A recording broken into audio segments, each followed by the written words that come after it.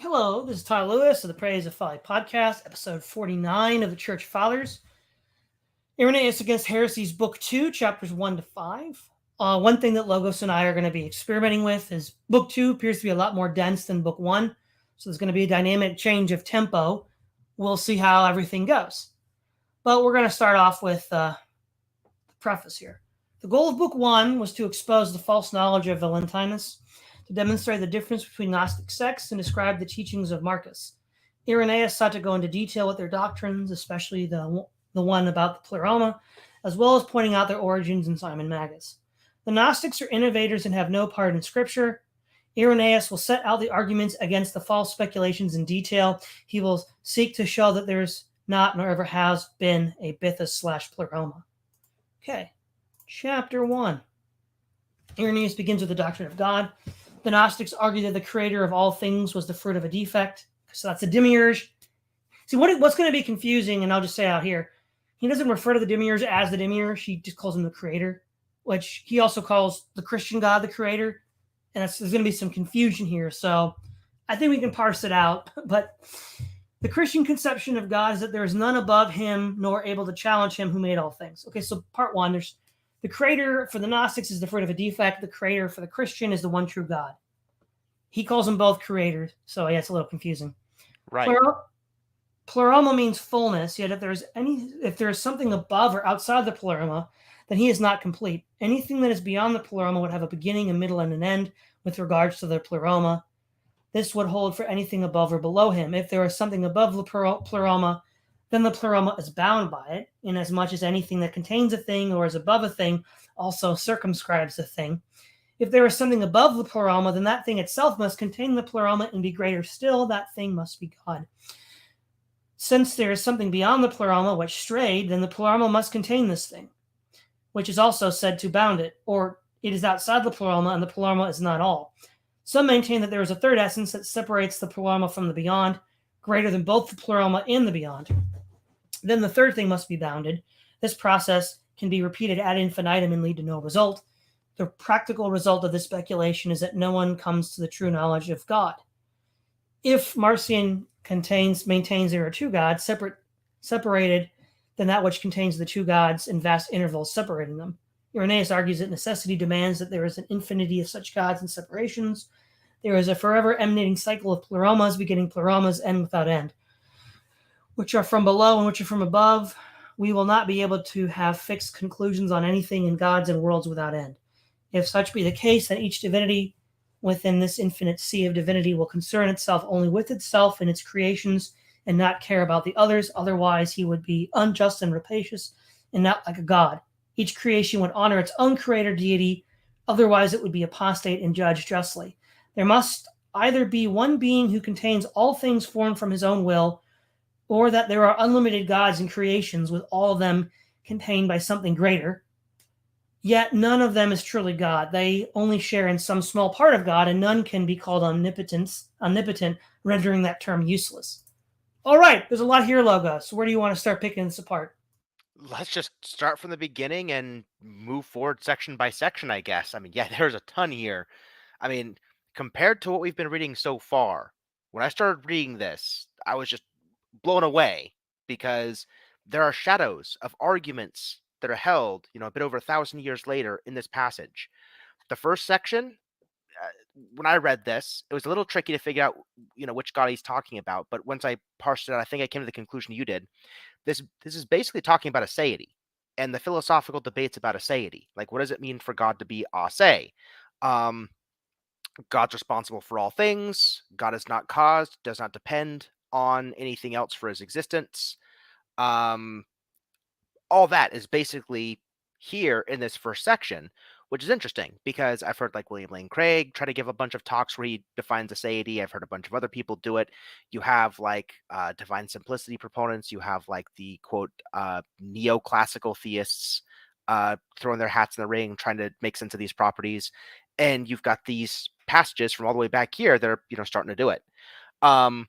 Immediately he jumps into what looks to me like in section 2, like an ontological argument. It's not exactly like the kind we'd see today, but basically it's emphasizing God's necessity from his aseity and this idea that nothing can be greater, right? He didn't use the words, God is that which nothing greater can be conceived, like Anselm did, but he's getting pretty close. It seems to be assumed because there's a passage shared in two I want to find real quick. Here it is. For that, there it is. For that which they declare to be beyond him will be wanting to the pleroma, or in other words, to that God who's above all things. But that which is wanting and falls in any way short is not the pleroma of all things. So the idea is that they're trying to make a direct comparison. So if there's anything not contained by this thing they called the pleroma, which supposed to contain everything, they're going to be jockeying for power. And the implicit model here seems to be that one of them is going to have to subsume or be more powerful than the other one. Now, like you read later, that gets abandoned, but the assumption is interesting because I think it's how ontological arguments that aren't like Plantinga style ones are usually ran. When you're conceiving of a maximal being, if there are two beings that are kind of like competitors in your maximal being, like ontology, there's going to have to be some dimension on which one is the greater, and there's going to have to be like a victor there somewhere. I read an interesting book about this recently. I forgot who it was by, a Japanese author, I think. Nagasawa. There it is, Nagasawa. Yeah, interesting book about ontological arguments where he was trying to use like some ordering on sets to compare necessary beings along a lot of dimensions and find maximal ones and so on. Basically, that stuff that was grappled with is grappled with here, and it was all interesting. So this one was interesting as well because again, it was difficult to see like when he's saying things like God must be the greatest, is he saying like, hey, you guys, you're trying to construct this great thing called the pleroma and you're failing at it? Or is he saying like, why would we Christians have to worship your great thing? It seems to fail compared to the thing we're already worshiping, so why should we listen to you people? Um, I found like elements of that in both, which made it kind of hard to untangle for the most part. What I would say is I think explicitly or exoterically, he's making an internal critique.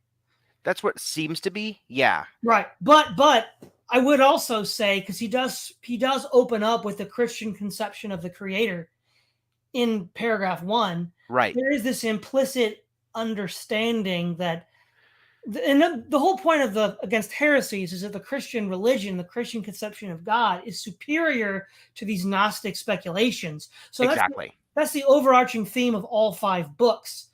So you're not wrong to see that there's this undercurrent or subtext. Yeah. Yeah, definitely. Okay, that's good. Yeah, it seems like we're getting a similar interpretation, which is good because I am missing a lot of Christian history, context, and so on reading this thing. I'm just coming into it completely dry and just trying to figure it out. So that's good. Um, Mhm.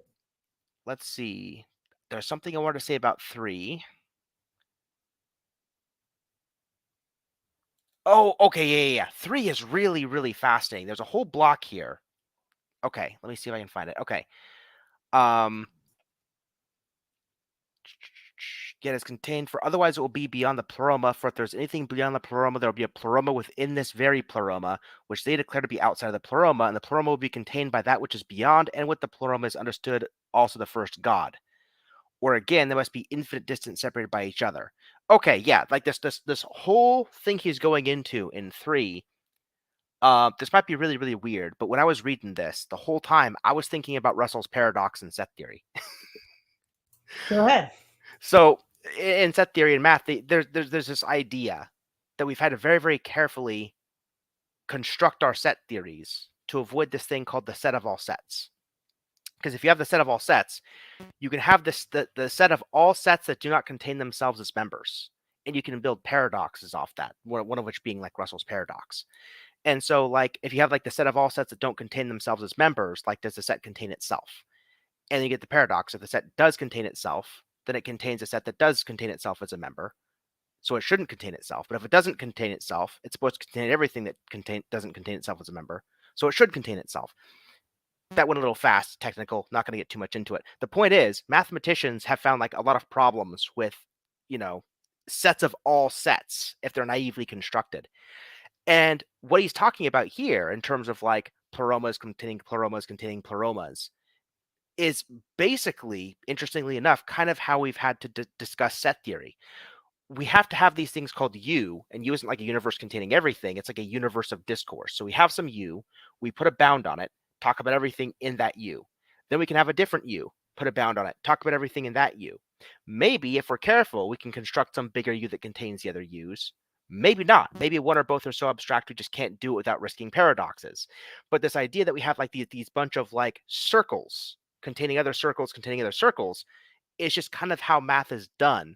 It's really, really interesting to see, I would say, like proto-set paradoxes being discussed in terms of theology instead of sets, but it seems like they're coming to the same conclusions. You mean Irenaeus is coming to a conclusion similar to the scholarship read on sets? Yes. That's interesting. Yeah. It is. Yeah. Sorry. So paragraph 4, anything you want to say about that? Okay, yeah, paragraph 4. Marcion is two gods will be contained in circumscribes, separates them. No, I think 4 was fine. It was mostly about Marcion. It wasn't as abstract and interesting as 3, so I kind of skipped that one a little bit. How about 5? Yeah, 5 is the one you ended with. Yeah, so you mentioned like the two models. There's one god that kind of rules over everything, and there's like this whole model where you have a whole bunch of gods, each of which have their own domain, worshipped by their own creation, and they're all kind of like equal to each other. None rules over the others. They participate in being God in some sense. It's really, really interesting that those are like the two stable models he comes up with, because I would suggest that like the former, one God ruling over everything would be like your model, and the latter model would be like my model, where I'm like a modal polytheist. Then I have like different possible worlds or clusters of them created by different gods and so on and so forth. So I thought that was kind of interesting, but nothing to say about that. So you're just a dirty Gnostic then. We can't be friends. I don't know if I'm a Gnostic, man. I don't know. I mean, I do like Marcus. All right, maybe I'd hang with Marcus. I don't know. No, I know what you mean. No. But because okay. So let's just take a step back from chapter 1. Okay, what sort of is the overall bracketing concept here is, if you're going to ascribe to any being the property of creator, there are really only 2 ways you can do it. You can either have this single omnipotent being whose will created this thing that is completely bound by his will, which is the Christian, Jewish, and I guess later on Islamic conception of God. And then you have the idea that there is this sort of multiverse of gods, which one kind of reminded me of the modern debate with Christians versus atheists about the multiverse. Mm-hmm. And what he's saying is that there's an internal critique where the second argument, at least in his mind, is philosophically inconsistent. Therefore, we should accept the former. Now, on the one hand, he does say, I don't know if it's here or later. Oh, it's later. He'll get into more details for the arguments in favor of the Christian position, right? So right now, he's just stating in contradistinction the Christian position versus the Gnostic position, and why he thinks of the 2 choices, the Gnostic position is inconsistent. Well, now I'm scared. We're going to see what happens. He's coming for me, Todd. He's coming for me. All right. Let's see. Where are we? Book. Whoa, not that book. Chapter 2. All right, let's see here. The Gnostics claim that angels, under the supreme creator, created things contrary to his will. If this means that angels are either more powerful than God, or that God is careless and does not concern himself with these things, we would not ascribe such carelessness to a man, how much less to a God. Was the creation the product of that which rightly belonged to this God, or by the work and effort of those outside of his domain? If outside, then all the prior absurdities are manifest. The supreme God is then confined by those outside of him. I guess the pleroma contained by the pleroma contained by the pleroma. If these things are within him, then it would not be proper to say that something within his domain created something against his will, either through weakness or negligence. If, as some claim, these things were done by angels in accordance with his will, then the demiurge is no longer the creator, but his will is. If he is the former of the world, he made the angels. He who creates a thing is another way of saying he is the one who causes the thing to be formed. No, he causes the thing to be formed. Even if the angels are in a long line of succession separated from his will, they are still in the causal chain of his will. This is the true analogy, since the king can rightly claim to have won the war by carefully planning for the war, and if the plan is good and his soldiers follow it, they will win, and he is the author of the victory. the man who uses an axe or saw to make a thing for wood is the author of that thing. More so, the man who made the axe and saw is also the maker of the thing prior to the one using them. The demiurge is the man and the angel is the saw. The problem is that God is not like a man that he should need anything. He is not in need of instruments. God does not need angels or any power less than himself to create. God creates and determines things as he pleases. He confirms harmony on things and natures on things. God never tires in his work. God needs no tools to create. He is sufficient. Christ is the word by which God created. Irenaeus cites Genesis, David, and the Apostle John as proofs. This creator God is the father of the word, Christ. Irenaeus states he will cover the arguments for the one true God at a later time. Okay, a lot here. There is a lot here. Okay, let's see what I can go through here. Real quick, I'll just make this as a brief Sure. opener for paragraph 1. No, actually, go ahead. Never mind. Okay. Now, when we were talking beforehand, we were mentioning this oddity where God isn't said to be causal if he's relying on like angels to do things. But when you're rereading this, there's one part of this I think we missed in the discussion. If an angel creates contrary to God's will, then we have these causal problems. So my original comments I was making to you before the stream, because I was talking about like, well, that's interesting. Like think about like God and the Son, for example. The Son might take part in creation, act as an intercessory for God, and so on. But the Son isn't doing anything contrary to the will of the Father. And so I think he's exempt from this clause. We missed that when we were talking about that earlier. So that's good that that's clarified. Well, not only that, real quick, humans co-create with God as well. That's true. Yeah, that's where we're going to get to next. Because the Christian conception. Go ahead. Yeah, so one thing you did bring up before the stream, which I think we'll touch on here, is Lucifer. And the idea that in the Genesis story, Lucifer possessed the serpent and mucked around in the Garden of Eden and messed with things and so on. Now, how much people want to think that's an analogy versus not, fine, but there's some elements of Lucifer doing something to mess with things, and that seems to be like in the DNA of the Christian mythos just as much as it is in what they're talking about here, although maybe more implicit than explicit, but and so then the question is, it's like, well, I guess the question we were talking about before the stream is this guy proving too much here, right? Is there a degree where it makes sense for God to allow Lucifer to muck around and do stuff because free will, because there's value in putting humanity through certain tests, because whatever? Is it a pejorative on God's power that this angel is able to do things? Another thing we've talked about was the Nephilim, before the flood. That would be angels doing all kinds of interesting things with humans that God ended up not being very happy with. So, I mean, if that ends up being canon, this is another dimension in which this article might have proved too much. So before we start moving ahead, what do you think about that? Yeah, and here's the thing. If, on the other hand, these things were done within his own proper territory, it will be very idle to say that the world was thus formed within his proper territory against his will by angels who are themselves under his power, or by any other being, as if either he himself did not behold all things which take place among his own possessions, or was not aware of things to be done by angels. Now, when I read that, I'm like, well, somebody could say, well, can't you make the same argument about God and Satan? Because apparently Satan's doing things, and either God was ignorant of it, or God didn't care, or God tolerated it. Now, there's one, I think, key point here. He's specifically talking about the creation of the world itself. So in that sense, Satan doesn't fall under this rubric of potential contradiction, because the Christian conception is not that Satan either helped create or co-created the world. That's what Christ did, but Christ is also God. We're getting ahead of ourselves, but there's maybe not a strong contradiction, but a weaker tension. Because if Irenaeus is going to run with this, we could say, well, then what about Satan? Well, it's true he didn't create the world. He did do things contrary to God's will. I think the Christian is going to have to say God permits it. Well, okay, Calvinists entered the chat. God just made it all happen by predestination, bro. But if you don't want to go that route, and I don't think Irenaeus would, you'd have to say that the test argument. And I think that is his argument, because there was a lost work of his that was discovered in the early 20th century I think it was in Armenia, where he argues that like the Garden of Eden was a test for Adam and Eve.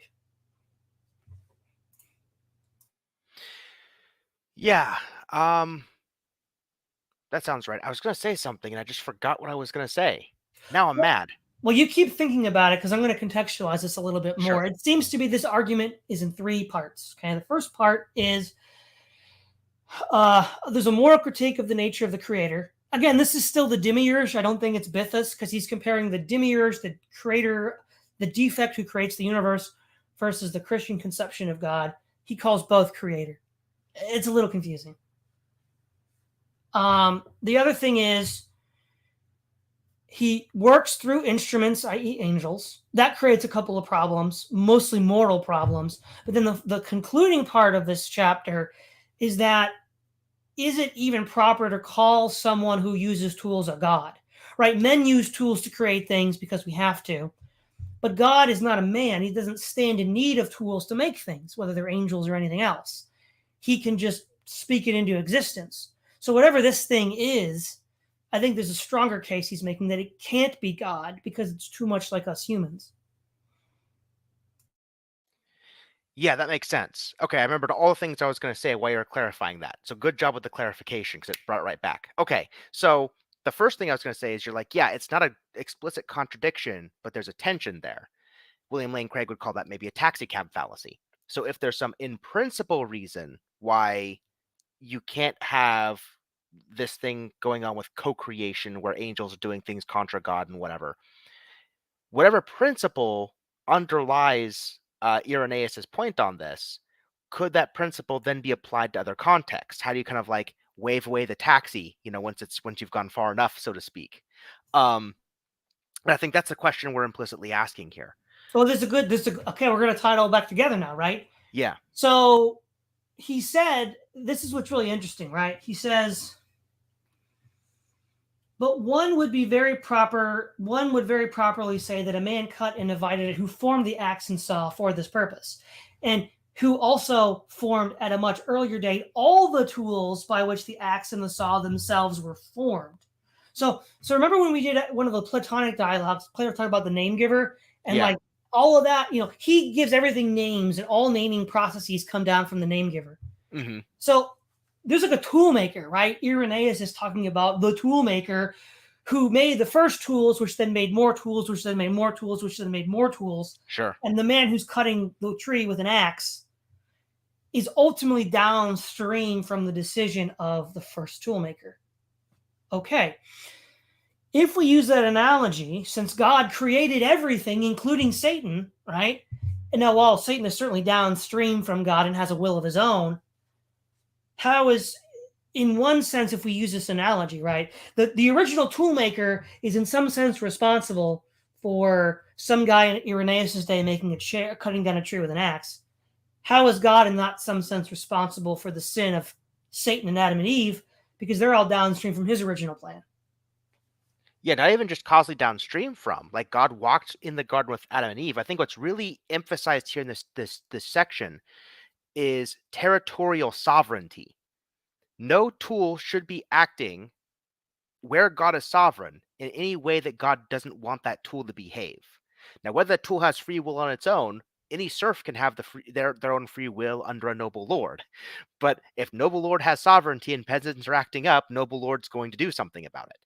That's basically the test for what sovereignty is. And I think that's the other dimension of the argument, which makes that really interesting. Yeah, I think the best way to avoid the horns of this dilemma is to object to Irenaeus's use of equating a sentient being to a tool. Yeah. Because ultimately, sentient beings can be like tools, right? But unlike tools, they have a will of their own. Well, exactly. And so it depends on how far we want to go with this analogy, too. But I'm just saying, I wouldn't say there's outright contradictions, but there's tensions. Definitely. Yeah, the other interesting dimension to this is just the whole argument that God doesn't need tools to do what he needs to do. This is ripped like right out of, well, that's not ripped out of Mill. This came before Mill. Mill basically has the exact same understanding. So Mill has this argument against omnipotence where he says that an omnipotent being would never need a particular set of means to achieve an end. God seems to use particular means to achieve an end. So let's say the Garden of Eden plus Satan is a test for human beings, right? Those are very particular means to God's end of testing human beings. Well, if Mill is right and omnipotent beings, well, Mill and maybe even Irenaeus, if both of them are right, and that omnipotent beings shouldn't need very particular, means to achieve ends, um, then what does that mean? Is God not omnipotent or anything else? I'm not saying any argument's right. I'm commenting here on like how much the argument is absolutely in parallel here. I was shocked. I thought I could attribute this to Mill. I can attribute this argument to Irenaeus. It's just blowing my mind. I think the other thing that is a quote limiting factor here is, again, we're talking about creation of the universe itself, not what takes place within the universe. Right. Again, how that is sufficiently different to avoid these tensions, as I guess an open question. But I think we should be at least fair in saying that Irenaeus, like a good philosopher, carefully delimits the question he's asking, which is the act of creation itself of the universe. Right. That's a big difference between Irenaeus and Mill, is that Irenaeus is clearly talking in a specific context. Mill's much more general. Like an omnipotent being should not need any particular means for any particular end in any particular context. And that basically runs his argument. So you're right. That's a really big difference between the two. But otherwise, this whole means and ends talk is actually very, very familiar. Oh, yeah. Okay. So now we're going to go to chapter 3. The Gnostics claim that Bythus has something beyond him that is called vacuum and shadow. The vacuum in that it contains Bythus is greater than Bythus.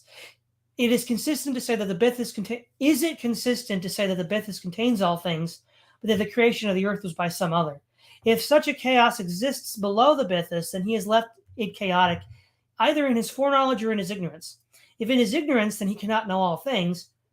The Gnostics cannot give a reason as why he left the void in a state of chaos. If he really is prescient, then he created the void from himself. The Gnostics must then cease to affirm that the world was made by some other than God. Now, in this case, God is Bythus, as he's already opened up with this. For if God formed a conception in his mind, that which was done was the result of his concept. It is not possible that one being should conceive of a thing and then another produce the thing which had been conceived by the former in his mind. These men claim that God conceived a world, either eternal or temporal, both of which cannot be true.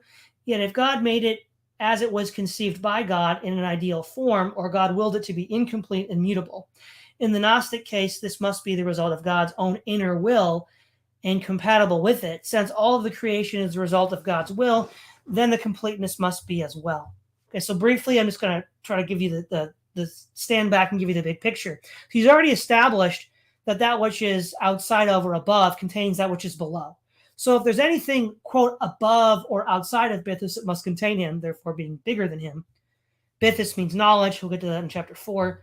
The vacuum means ignorance. We'll get to that in chapter 4. So then either the Bythus is contained by the vacuum, which means he's not God, or the vacuum is a product of Bythus, or Bythus tolerates it. Well, if it's a product of him, that's a problem because then he can't be knowledge. And if he tolerated it, he either did it out of his own foreknowledge or out of ignorance. And if ignorance, he's not knowledge. And if out of foreknowledge, he knowingly tolerates ignorance. But then there's the interesting thing about like creating from a mind. Now, I want to find this actually stated here. He says, beginning in paragraph 2, let them cease, therefore, to affirm that the world was made by another. For as soon as God formed a conception in his mind, that was also done, which he had thus mentally conceived. For it was not possible that one being should mentally form the conception and another actually produce the things which had been conceived by him in his mind. See, for it was not possible that one being should mentally form the conception and another actually produce the thing. You see, I don't know if I agree with that, right? Because what if you come up with a blueprint and then you have an architect build it? The architect doesn't build the building, but he does produce the blueprint. Exactly. That's basically Plato's entire model as well, is that the big god, so to speak, is the blueprint maker. And then you have like the forms themselves, or the best instantiation of the form, the purest instantiation of the forms in reality, the demiurges. They kind of work together and they kind of make the world the blueprint says. And so there's a pretty coherent model. I mean, obviously Irenaeus isn't a Platonist, but like it seems to be an internally coherent enough model. And so just saying it's impossible just seems to be going too far too fast. The only thing I could say here is that this is something that is either implicit in the Greek that we're missing, or given again, we're still talking about creation. We're still talking about either the defect demiurge, the omnipotent creator God.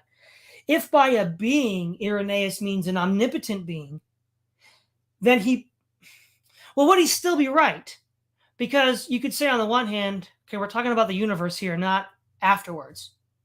So, okay, with proper limits, if that paragraph can be stated as this: that which creates the universe, which is omnipotent, because who but an omnipotent being could create the universe? It is unfit that the product of his will should be produced by another, because being omnipotent, we just read, he doesn't have to use a tool to create. Now, that I think is the maximally charitable way of reading that, and I think it holds better. What do you think? Yeah, I think it's just going to be a specific application of what you already said. Because again, this is a developing argument relying on the first 2 chapters. So I think that's the way we ought to read it. Yeah, I think that's fair. Which it would then make sense given the proper limits. And if anything, Irenaeus has been very careful so far. Yeah, he has. So he's been very careful at delimiting the scope of the conversation. Yes. Which is a very good philosophical thing to do. Much more careful than Justin so far. I'm kind of impressed. Irenaeus is killing it, let's be honest. He is, yeah. So is there anything that you want to say about chapter 3? There's some interesting things. I don't want to belabor this one too much. It was a kind of a short chapter. When he's talking about the void and things apart from God and so on, the first thing that came to my mind, right or not, is there's a popular conception of hell. You've probably heard about this one, Todd, where hell is just the absence of God, and it's kind of like locked from the inside. And it's like, I don't know if it's C.S. Lewis. I don't know if it predates Lewis or what, but this idea that hell isn't the lake of fire. It's not your soul being destroyed. It's just living in some existence, devoid of God. Now, if that conception of hell is tenable, that seems to be kind of going contra Irenaeus, because now we're even at the level of creation, so within the proper scope. Because what that would means is that there's kind of like a vacuum for souls to go to that's been created kind of for them, and it's explicitly created so God couldn't be there. And so what this would seem to me is that Irenaeus is trying to give an argument, not just against the Gnostics, but he probably didn't even see this coming, but this argument can be transplanted against that conception of hell today. Right. That's not a conception that I'd want to use. What I'd want to, because the Christian is required to believe that God sustains the universe itself. Right. Somewhere in the Psalms, it said if God withdrew back into himself, all of existence would cease. Yeah. So even hell has to be sustained by God in some way, which means he's there present in some way. Yes. So no, I would not accept that construction of hell, but yeah. All right. Chapter 4. What is the vacuum of the Gnostics? Was it produced by Bythus? Then it is equal to all the eons who are also produced by him. Maybe even it is more ancient than they. Also, if it is produced from the same source as Bythus, it must be similar to Bythus. Therefore, Bythus and all the eons are like unto the vacuum, or must be the vacuum. The other alternative is that it was not created, but generated itself. It is equal to Bythus, who is considered father of all. The vacuum must either be produced by some other, generated by itself, or sprung from itself. If vacuity were produced, then its producer, Valentinus, is also a vacuum, as are his followers. If the vacuum created itself, it is like unto Bythus, and is more ancient and prior to all the eons. If, as these men claim, the pleroma contains all things, and anything beyond it is bounded, for that which is outside must be circumscribed by something greater than itself, and that which is within is knowledge, and that which is without is ignorance, there must be some stain contained within Bythus, and he permits another to create within the scope of his will. This will generated the pleroma, for if the pleroma itself contained a defect. If Bythus contains the defect, why did he not remove it earlier? Or if the defect is necessary and is a part of Bythus at level of nature? How can men say that they and the angels are called to perfection when they are all the product of a defect? If the Supreme being compassionate, took pity on man and made him whole, why not take pity on the creators of man to make them whole so that their production is whole? The doctrine of the vacuum will fall to pieces when considered in the light of its occurring within the domain of the Bythus. If the light of the Father illuminates all that is within him, How can a vacuum or shadow exist within him? If this is the case, there is some part of the propator that is controlled by no one. Some part of the Father is necessarily dark and ignorant. This would entail that there is some part of the Father to which he is light cannot penetrate within himself. If the world is the fruit of a defect, that defect therefore arose from the heart of the Father. A lot here. Where do you want to start? There's a lot here.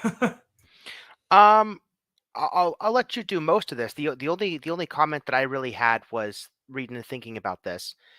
I was struck by the arguments that we have today about pantheism and panentheism. And like one of the big arguments against say pantheism would be like if you look at the suffering, the evil, whatever in the world, if God is everything, then all of say human malevolence is also God.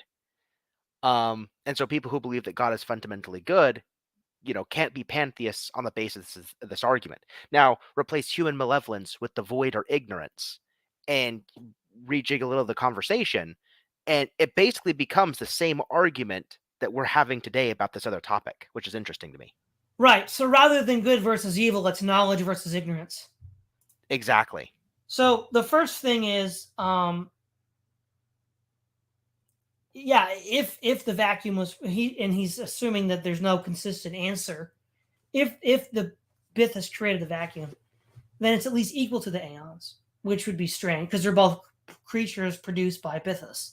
But one is ignorance and the others are apparently some form of knowledge and virtue, which is a problem. Or it is co-eternal with Bithus, which could be possible because we've read about other beings like Siege who are co-eternal with Bithus, which would be strange though, but not everything's strange about them. He has a little joke at the side of the Valentinians, they're all vacuum. But then he goes back to his, contained set issue. Because the pleroma means knowledge.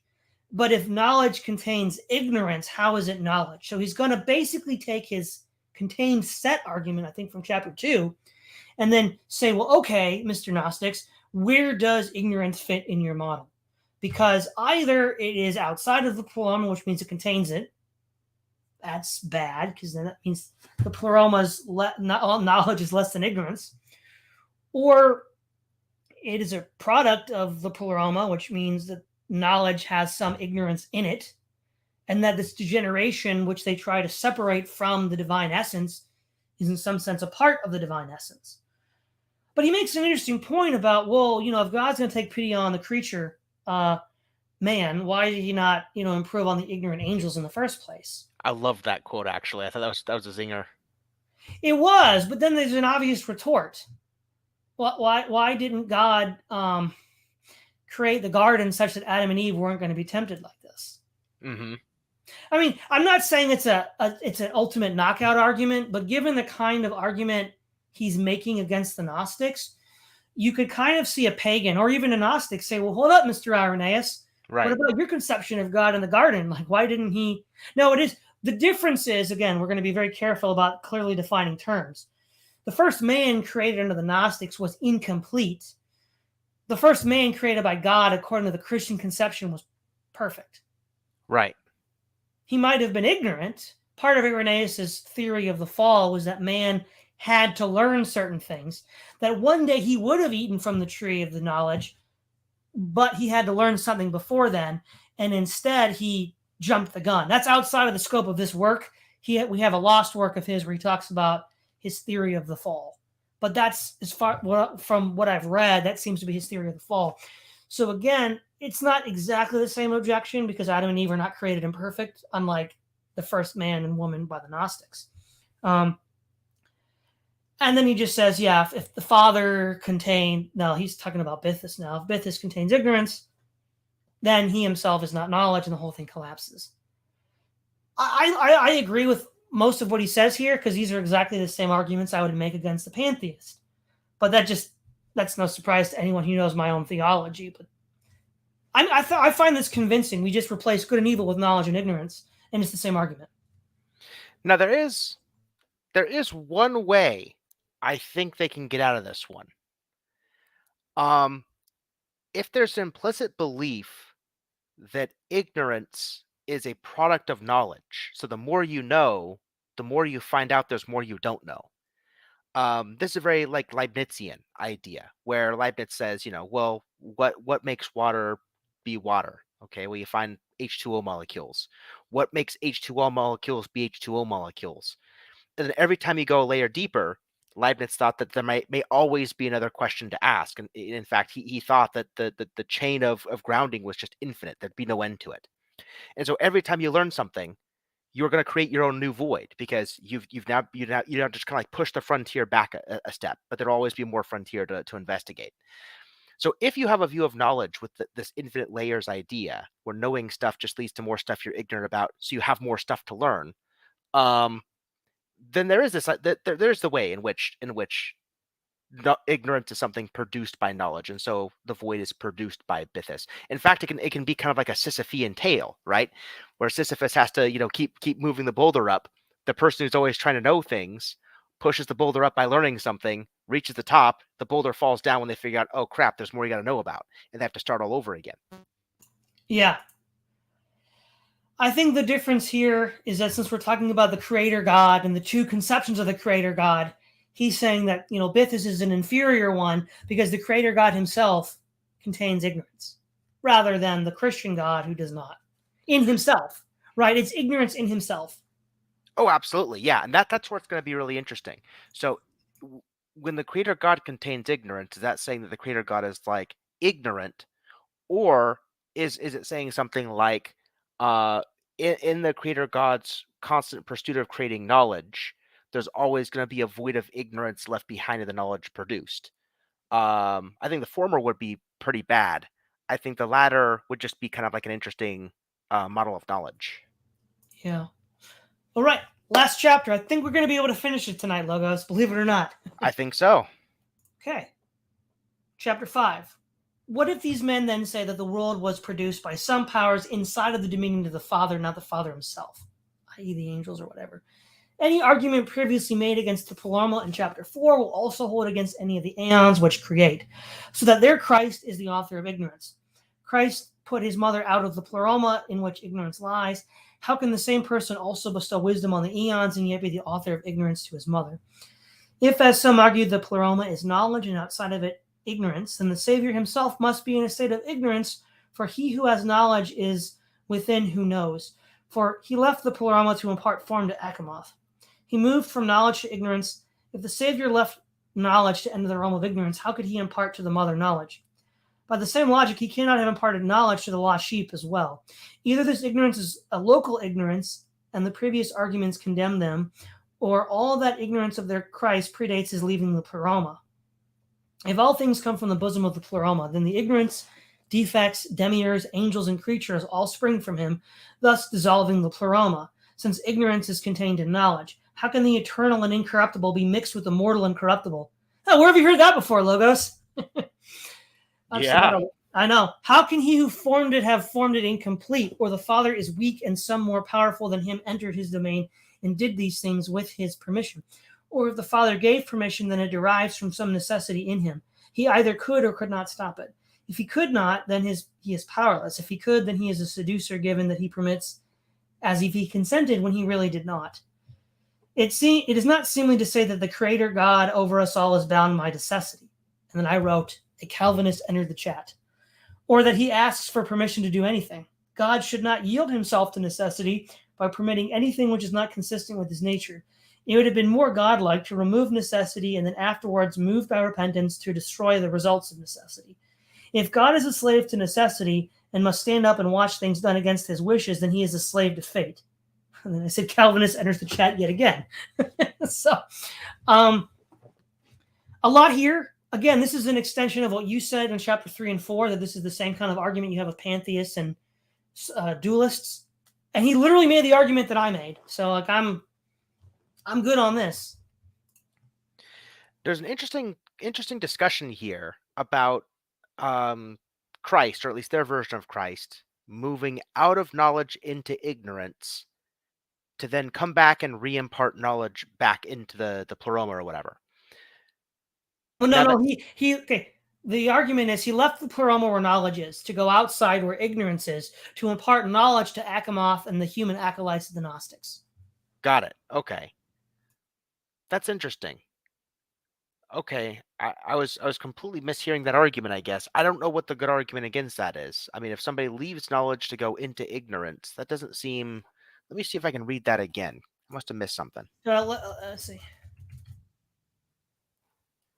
I think I can find it. Hold on a second. No, that's not right.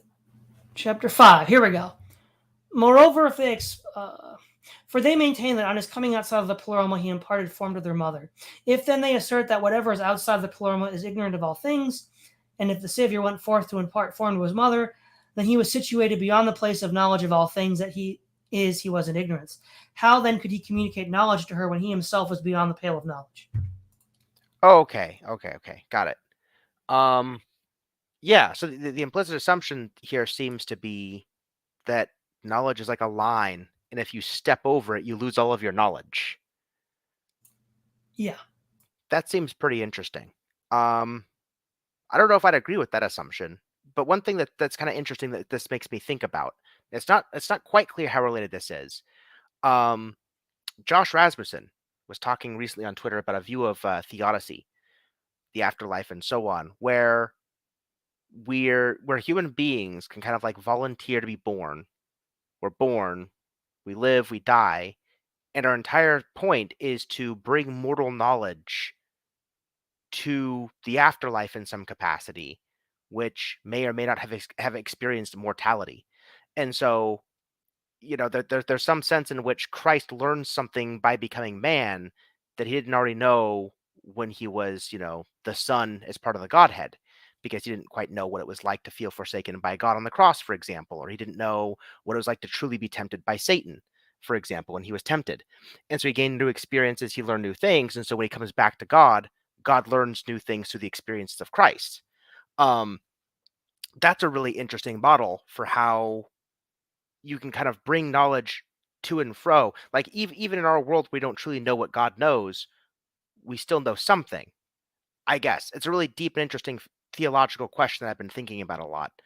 So like qualia, right? You're saying that Yeah, by becoming incarnate, Christ has qualia knowledge that he did not have as the second person of the Trinity.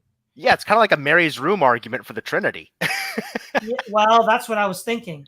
Yeah, it strikes me something like that. Now, I don't know if I can give the Gnostics this much credit for their story. I can barely understand their story.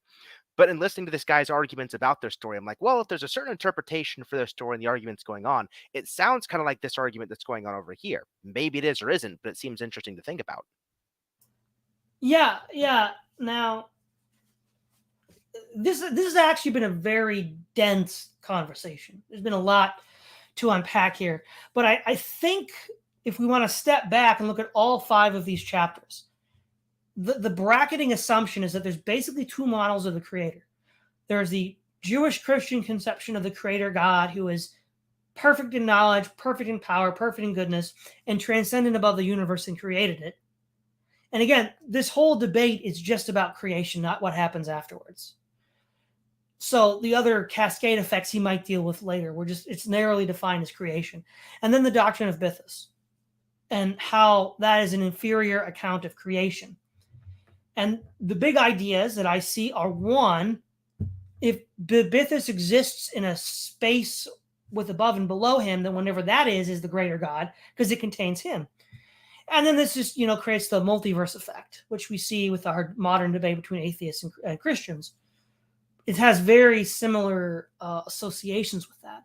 And if you just have, an infinite multiverse, which is sort of like a God without teeth, that's sort of what Irenaeus is objecting to. The other thing that he's objecting to, God doesn't use tools. Why would he need agents like angels to create the universe for him? There's sort of contradictions about the nature of God. Does this inferior God of the Bythus contains within himself the very defect they're trying to get rid of? He's limited in his power and scope. There's a lot of dilemmas he's producing. And then the last thing I think is another takeaway is that, well, look, does that which contains everything and is perfect also contain all of these defects? So in this case, it's knowledge and ignorance, which is a parallel to the argument you made about pantheism and moral goodness and moral evil. Personally, I find all of this very compelling, but then again, I'm also a Christian. How compelling do you find Irenaeus Logos? I think it's pretty compelling given that we are A, talking about creation, and B, something I don't think we've talked about enough is this idea of containment, where if there is a space, say, above and below Bythus, then there's a bigger God insofar as God contains the space. So God is acting as kind of like a container in this view, and not quite like an agent creating things distinct from himself. He's like a container of spaces, which is kind of why a lot of these objections seem familiar to the whole objections to pantheism that we make. Because pantheism, God is everything. Everything is contained in God. In some capacity. If both views are thinking of God as a container, both views are going to have a hard time. So the interesting thing is Irenaeus taking the Gnostic view that God is a container? Is that what they believe? Or is he making a view himself? Like, I can't believe this because if I were to believe there was this thing, then under my conception of God and what a God is, there would have to be a bigger thing than Bithis. So, like, where is the tension coming from? Is it their belief that God's a container or his? Because I think that's a really interesting assumption. I think what he's trying to demonstrate is that if you take these Gnostic doctrines, this is the result you're going to get. Yeah. And this is an absurd result. So it's a kind of reductio ad absurdum internal critique. Yeah, I think so. Okay. Yeah, in that case, I find it really, really compelling. I think they can't have their cake and eat it by saying that God is a container. If that's what they believe, and they're saying all these things, then yeah, you're gonna have a huge problem. That it'd be easier if they said that gods produce things distinct for themselves. So Bithis, in creating this thing called knowledge, creates this byproduct called ignorance. But Bithis isn't a container of all these things. You don't have to worry about this whole space above and below thing. But because they do it, they're gonna have a whole bunch of problems. So, oh yeah, the pleroma. Yeah, containment seems to be pretty big in what they think. Yeah, I find it pretty compelling.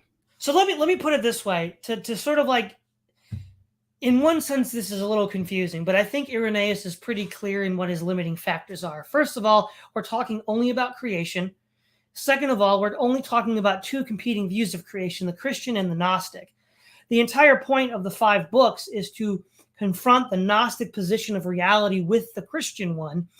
And you first have to describe, because he's writing to fellow Christians, you first have to describe the Gnostic conception. Right. Okay, so he's done that. Now he's going to start analyzing it and comparing it to the Christian conception and how it falls short. And then after book 2, he's going to get into the Christian conception itself.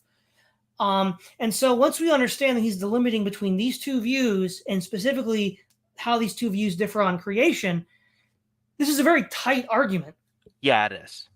It's actually really good. Like, this is a really good philosophical argument right now. So yeah, easily the deepest I've found any of the church father stuff that we've read so far. You're like, man, Justin, he's a philosopher. You're gonna love him. And we read Justin. By the end of it, we're just like, I'm so sick of Justin. Now we're reading Irenaeus. We're like, whoa, I didn't even know this guy had these chops. This is pretty good. Well, I will. Okay, let's be fair. We got sick of the pseudo Justin. That's true. Yeah, part of the problem is a lot of stuff attributed to Justin seemed to be like a really different style near the end. So for example, there were, I won't relitigate the whole thing, Sure. but there were a lot of documents attributed to Justin in the Middle Ages because the Catholic Church, wanted to muck around with the texts to create this fraudulent view of the past to justify its existence. We all know now from textual criticism that most of this was invented and fake. Even the Catholics no longer make appeals to these documents. One document which was considered authentic, still considered authentic, the dialogue with Trypho, I think is problematic for 2 reasons. One, he grossly misunderstands the Old Testament and misquotes this, Ezekiel 14 multiple times about the 3 men that would be saved from God's judgment to make these elaborate arguments that can't hold based on the false reading of the text. And one of the pseudo-Justins that we did read, which everybody recognizes as pseudo-Justin, has the same problem. He has this misreading of Diodorus Siculus and then generates a vast argument from this one misread text. In fact, these are so alike, it's hard to argue that they're both not pseudo-Justins. Yeah, definitely. Now, the first 2 apologies, I would say, are Justin. Definitely. Where I would differ from the scholarly consensus is that I think the dialogue with Trifo is a pseudo-Justin because I he think writes so. just like the pseudo-Justin. Yeah, he does. Which kind of sucks because he has the millennial doctrine in there, which is part of the early Christian teaching. So I don't want to totally get rid of it, but a part of it does feel very pseudo-Justin-y. Mm-hmm. Okay, cool. So if that's all you got, Logos, I think we'll just wrap it up. Sounds good. This is Todd Lewis of the Praise of Folly podcast, signing off.